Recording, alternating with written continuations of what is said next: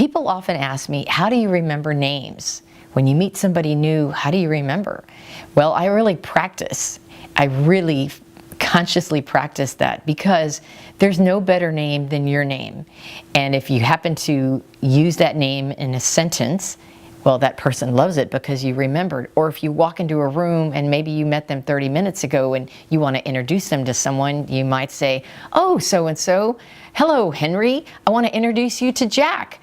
Well, Henry is just thrilled that you know that. So what I do, my system is, I actually repeat the name, or I ask them to repeat it. So if I'm meeting Henry for the first time, and maybe he says his name is Henri, of course I would be really curious and intrigued, and I'd say, excuse me, did you say Henry?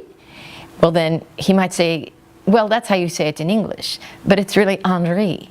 So by asking him to repeat it, or by repeating it myself, then it sticks a second time.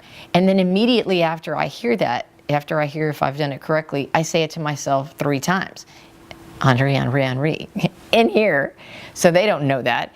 But then I'm also trying to associate that name with something. So maybe that French pronunciation, that's gonna make me think about something, some exotic Henri, Paris.